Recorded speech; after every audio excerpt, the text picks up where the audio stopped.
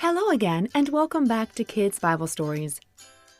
Today's episode is made possible from the generosity of Alita, who wanted to donate from her very own tithe money. She enjoys listening to the stories almost every night. Thank you so much, Alita. And a great big thank you to Ellie and Gunnar. They enjoy listening in the car or over breakfast or lunch. Thank you so much for your generosity, Ellie and Gunnar. Today's story is called Daniel and the Lions. This is Daniel Part 6 and is our very last episode in our Daniel series. So many times, you only hear about Daniel in the story of the lion's den. But since you've been listening to our Daniel series, you know what an important role Daniel has played. I hope you now understand that he was a person just like you. Daniel had lots of ups and downs in his life, as you heard from our stories. His life was rather hard, but he continued to trust God even when things didn't make sense. And time again, we hear how God is faithful and cares for Daniel. If you have missed these episodes, I highly recommend you go back and start at Daniel Part 1. Let's begin our story now. Last week, we heard King Nebuchadnezzar learn his lesson about pride. His dream came true, and in the end, he praised God, realizing that God was the ultimate king. Time passed, and eventually, King Nebuchadnezzar was replaced. His ancestor inherited the throne, and a new king was crowned. King Belshazzar. Daniel remained, working for the new king, until Darius the Mede took over the kingdom, claiming it for himself.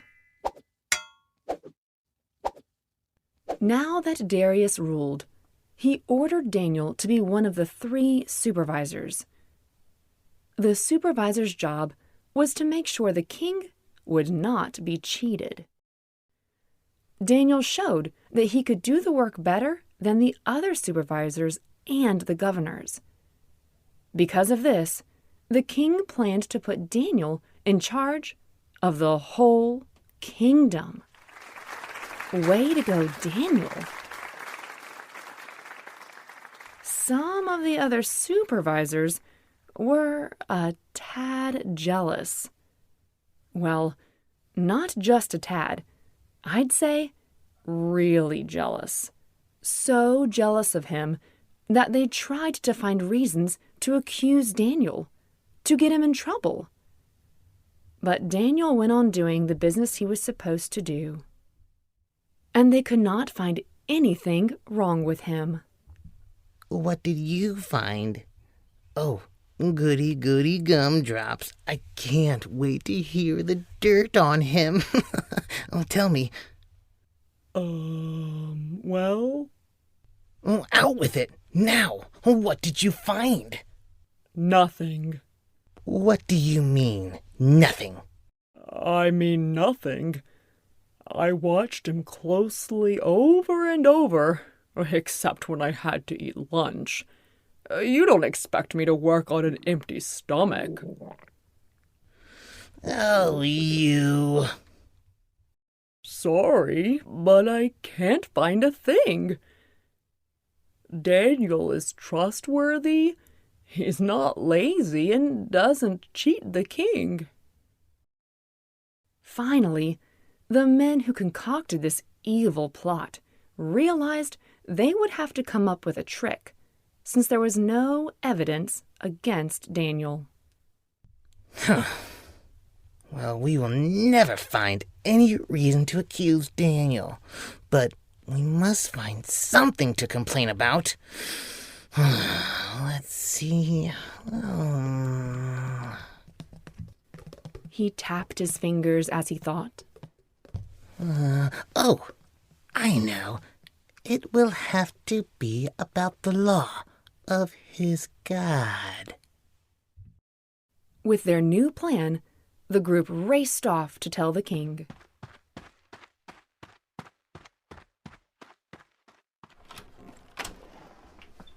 King Darius sat upon his throne as he listened to them. King Darius, live forever. Anyway, the supervisors and the assistant governors and the governors and the people who advise you basically, all of us, well, we have all agreed on something. We think the king should make this law that everyone would have to obey. No one should pray to any god or man except you, our king. And this should be done for the next 30 days, and anyone who doesn't obey the law will be thrown into the lion's den. Now, our king, make the law. Write it down so it cannot be changed. The laws of the Medes and the Persians, well, they can't be canceled. King Darius scratched his beard, considered the idea, and decided to make this law. You see, these evil men knew Daniel loved God. They knew he would not disobey God by praying to the king. This trick was the only way to get rid of him. When Daniel heard about the new law, he went to his house and walked upstairs to his room. The windows opened toward Jerusalem. A soft breeze brought fresh air in. 3 times each day, Daniel got down on his knees and prayed. He prayed and thanked God, just as he'd always done. Sneakily, the jealous supervisors followed Daniel, hoping to catch him. What are you doing? I'm blending in. No, I can still see your entire body. Why did you wear bright orange? Even in that bush, the whole town can see you from a mile away. Psst, look. Look what Daniel's doing. The group squinted their eyes and saw Daniel praying and asking God for help. Bingo. Now they could tattletale on Daniel. They wore a poisonous smile as they sprinted off to see the king. They talked to him about the law he had made. Oh, hello, King. I was just thinking, didn't you write a law that says no man may pray to any god or man except you, our king? I'm pretty sure you did.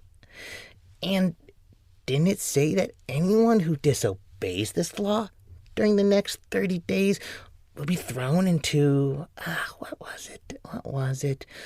Oh, yeah, the lion's den. The king answered, Yes, I wrote that law, and the laws of the Medes and Persians cannot be cancelled. Their plan was working, just as they'd hoped it would. The men sighed, acting as if they too were troubled, and said to the king, Well, here's the thing. Daniel is one of those captives from Judah, and he is not paying any attention to the law.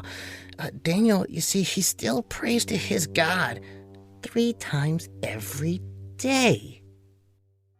They watched as the king's face tightened in anger.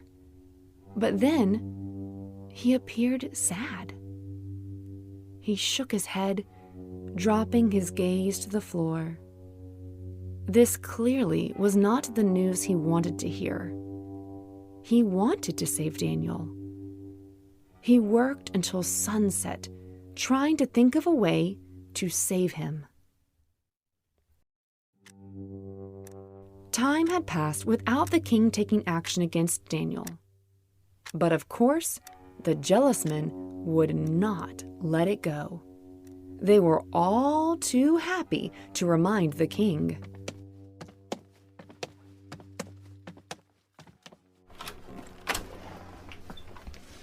Remember, our king, the law of the Medes and the law of the Persians. It says that no law or command given by the king can be changed. So, King Darius gave the order. They brought Daniel, and on the count of 3, 1, 2, 3, threw him into the lion's den.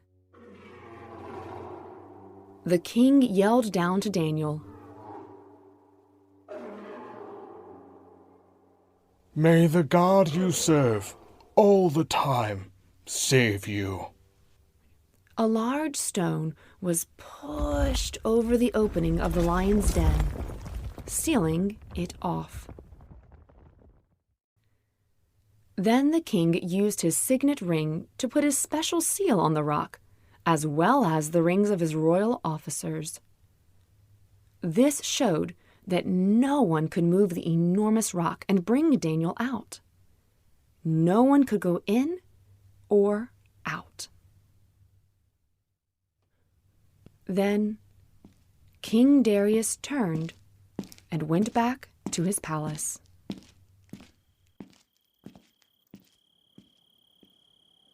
He did not eat that night, and he could not sleep. The next morning, bright and early, the sun began to rise, showing off its gorgeous rays. King Darius jumped out of bed, slipped on his sandals, and hurried to the lion's den. As he got closer to the den, he was overcome with worry, and rightfully so. I mean, he'd just thrown Daniel into a den with lions. What did he expect? He called out to Daniel. Daniel, servant of the living God, has your God that you always worshipped been able to save you from the lions? I wonder if there was a long silence, hoping to hear Daniel's voice, but also expecting to hear nothing. Who could ever survive lions? But suddenly, Daniel answered. My king, my God sent his angels to close the lions' mouths. They have not hurt me, because my God knows I am innocent. I never did anything wrong to you, my king. King Darius jumped for joy. His hands clapped excitedly as he told his servants to lift Daniel out of the lion's den. They lifted him out and looked him over from head to toe. Wow! Whoa! Their eyes widened in shock. They did not find any injury on him. No scratch, no bite, nothing. This was because Daniel had trusted in his God. Because of this, King Darius wrote a letter to make everyone aware of how great God is. He wrote, I wish you great wealth. I am making a new law. This law is for the people in every part of my kingdom. All of you must fear and respect the God of Daniel. Daniel's God is the living God. He lives forever. His kingdom will never be destroyed. His rule, it will never end. God rescues and he saves people. God does mighty miracles in heaven and on earth, and God saved Daniel from the power of the lions. So Daniel was successful during the time that Darius was king. Well, that is it for our story today. But before we go, let's think about what we just heard. First of all, you made it! You completed our Daniel series. Weren't there so many twists and turns? The Bible is exciting. Did Daniel have everything go exactly how he hoped? Was every day a day full of rainbows and butterflies, chocolate desserts, and lots of laughter? No. No. Remember our first story, Daniel Part 1? He was actually captured and taken to Babylon, a place far from his home. Did Daniel continue to trust and listen to God, even when life was so messy? Yes. Yep. He listened to God, but even doing the right thing did not mean his life would always be easy. In fact, there were times we heard he and his friends' lives were in danger because they did the right thing, instead of listening to the king's evil rules. You see, sometimes we wrongly believe that if our days are going poorly, maybe we just heard bad news, maybe we didn't get to do the thing we had planned for so long. Well, sometimes people think it's because we weren't doing the right thing or weren't obeying God enough. But that is not always the case, because we just heard how Daniel obeyed God over and over again. And yet, he was thrown into a lion's den. I'd say Daniel probably thought that was a pretty terrible day. He was doing everything right, but his life was far from easy or perfect. Share with me right now a time you did the right thing, but what happened after was not what you wanted. If I gave someone my toy and they wouldn't give it back. Thank you for sharing. Do you think God still saw your good works and he was pleased with it? Yes.